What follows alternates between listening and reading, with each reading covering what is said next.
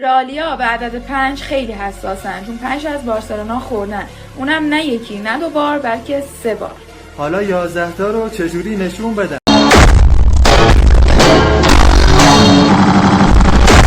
11 تا رو بی خیال داداشی، 15 تا UCL معذرت.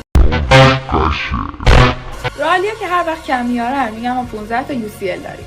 ببخشید خیلی عذر میخوام، از این به بعد درباره معتبرترین جام باشگاهی دنیا حرف نمیزنم.